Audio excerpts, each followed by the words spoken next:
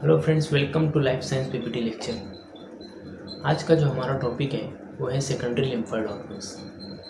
Last video में मैंने primary lymphoid organs को डिटेल में डिस्कस किया था।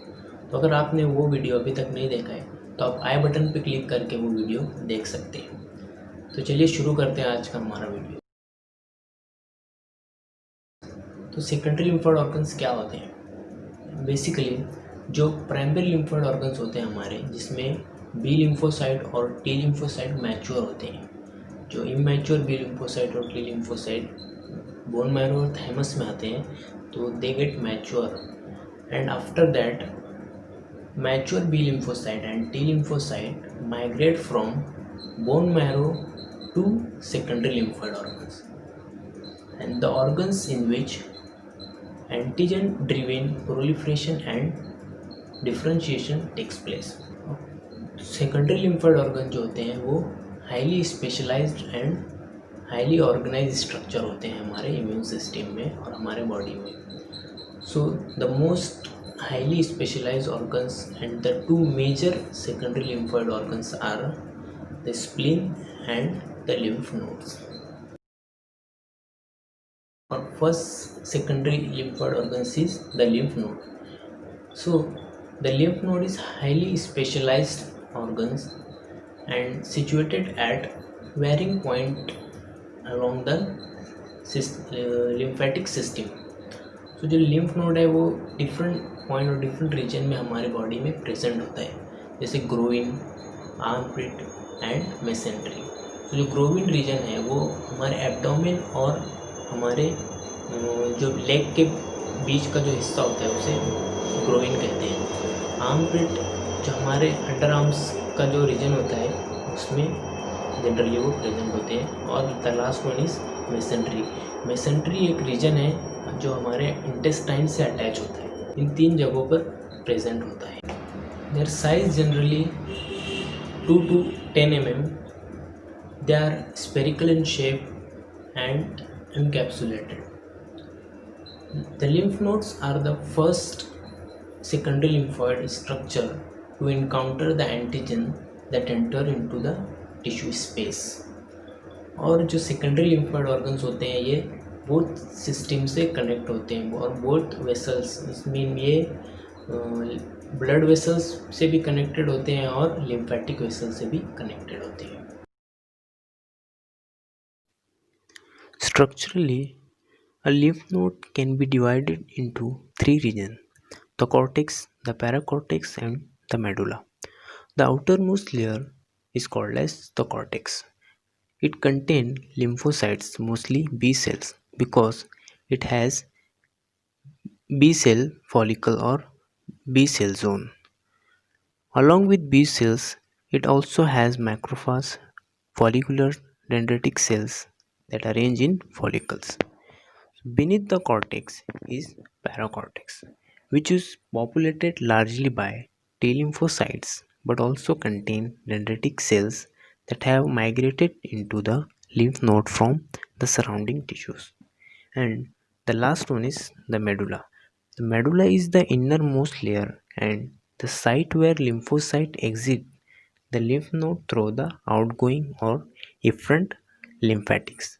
It is more sparsely populated with lymphoid lineage cells, which include plasma cells that are actively secreted antibody molecules.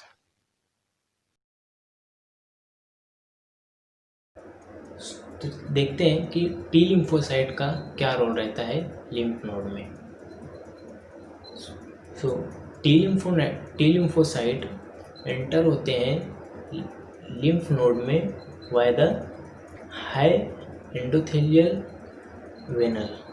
High endothelial venule से ये T lymphocyte और cortex में एंटर होते हैं। आफ्टर दैट ये टी लिम्फोसाइट जो है वो FRCC, fibroblastic reticular cell conduit, ये बेसिकली एक सिस्टम होता है टू गाइड द लिम्फोसाइट्स। ये लिम्फोसाइट को गाइड करते हैं लिम्फ नोड्स में। सो ये सिस्टम क्या करता है, जो टी लिम्फोसाइट जो एंटर हुए हैं तो उनको गाइड करता है, वो उनको एंटीजन, जिस रीजन में एंटीजन होते हैं वहाँ तक वो उन्हें गाइड करता है। और फिर ये टी लिम्फोसाइट अगर जो है वो पैराकॉर्टेक्स में एंटर होते हैं, जो एक हाई रीजन होता है और जो हाईली पॉपुलेटेड होता है टी लिम्फोसाइट से। सो अब ये टी लिम्फोसाइट क्या करते हैं, they bind to that specific antigen. So if any antigen which bind to the T lymphocyte, then they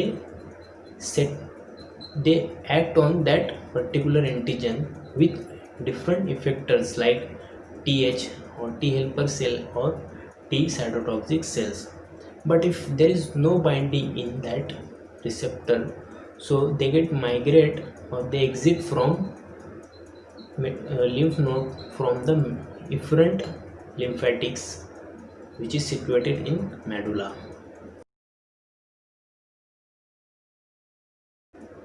T cell की तरह बी लिम्फोसाइट भी जो है तो सर्कुलेट होते हैं ब्लड में और लिम्फ में और विजिट करते हैं lymph node on a daily basis.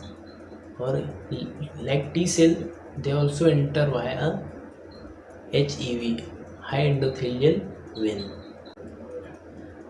After entering into the lymph node, they also take advantage from FRCC, fibroblastic reticular cells conduit. Actually ये जैसा भी मैंने बताया कि ये जो होता है ये एक गाइडेंस प्रोवाइड करता है लिम्फोसाइट्स को। After that they ultimately shift to the track generated by follicular dendritic cells. So ये जो एक टाइप होती है डेंड्रिटिक सेल्स में, फॉलिकुलर डेंड्रिटिक सेल्स, ये सेल क्या करते हैं, they maintain follicular and germinal center structure and they present antigen to differentiate B cells. B cell है वो जनरली अपने एंटीजन को रिकग्नाइज करते हैं और अपने एंटीजन से मिलते हैं लिम्फ नोड में, जो लिम्फ नोड फॉलिकल्स में और बी सेल फॉलिकल में। So if B cells bind to antigen they become partially activated and engulf that antigen and proceed reading it for, और ये एंटीजन को रीड करते हैं और प्रेजेंट करते हैं फॉर मेजर हिस्टोकम्पैटिबिलिटी कॉम्प्लेक्स के लिए, जो कि T cell for T helper cells के लिए होता है। सो अगर बी सेल सक्सेसफुली इंगेज हो जाते हैं ये प्रोसेस में, सो ये क्या करते हैं, ये अपना जो माइग्रेशन पाथ है ये चेंज करते हैं और माइग्रेट होते हैं to paracortex, T rich antigen, T cell rich region paracortex में। So after that shifting paracortex में जो एंटीजन टी हेल्पर सेल होते हैं जो प्रीवियसली इनकाउंटर हुए होते हैं वो पर्टिकुलर एंटीजन के लिए, सो अगर जो एंटीजन प्रेजेंटेशन जो होता है बी सेल्स के द्वारा टी सेल्स के लिए, टी हेल्पर सेल के लिए, अगर वो टी हेल्पर सेल एंटीजन जो बी सेल ने प्रोवाइड किया है उसे रिकग्नाइज करता है, सो दे गेट पेयर, वहाँ पे एक पेयरिंग होती है और उस पेयरिंग के दौरान ही जो बी सेल्स जो है वो उसे सिग्नल्स मिलते हैं टी सेल्स के द्वारा। सो दे गेट, वो इंड्यूस करते हैं B cell differentiation and proliferation. So after this all process B cells के द्वारा जो कुछ बी सेल जब डिफरेंशिएट होता है और तो उसमें कुछ मेमोरी सेल्स भी बी सेल की जो उस पर्टिकुलर एंटीजन के लिए मेमोरी सेल भी जनरेट करता है। मेमोरी सेल जो बी सेल जो जनरेट करता है वो फिर माइग्रेट होके बोन मैरो में जाके ये स्टोर होते हैं, जो कुछ हफ्तों के लिए या कुछ मंथ के लिए हमारे बॉडी में जो है तो मेमोरी सेल उस पर्टिकुलर एंटीजन के लिए स्टोर होते हैं। The spleen.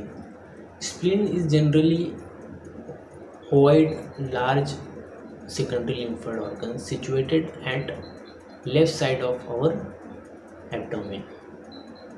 Secondary lymphoid organs play some major role in mounting immune responses to antigen in the bloodstream. जो स्प्लीन्स होता है वो स्पेशलाइज्ड होता है in trapping and responds to those antigen which are generally blood borne. जो blood borne antigens होते हैं ये जनरली उन्हीं को रिस्पॉन्स करता है और it is particularly important to the systemic infection. Lymph nodes की तरह स्प्लीन में जो सप्लाई ऑफ एंटीजेंस और लिम्फोसाइट होता है वो लिम्फेटिक वेसल्स की तरह से नहीं होता, but blood-borne antigen and lymphocytes are carried out in spleen through the splenic artery and out via the splenic vein. The spleen is surrounded by a capsule that extends into the interior, divided the spleen into lobes, all of which function similarly. Two main microenvironmental compartments can be distinguished in each splenic lobe. The first one is red pulps and the second one is white pulps, which are separated by a specialized region called the marginal zone. The splenic red pulps consist of a network of sinusoids populated by red blood cells, macrophages, and some lymphocytes. It is the sites where old and defective red blood cells are destroyed and removed. Many of the macrophages within the red pulps containing engulfed red blood cells or iron containing pigment from degraded hemoglobin. It is also the site where pathogen first gain access to the lymphoid-rich regions of the spleen known as the white pulps. The splenic white pulps surround the branches of the splenic artery and consist of B cell follicles and the periarteriolar lymphoid shield (PALS), which is populated by T lymphocyte.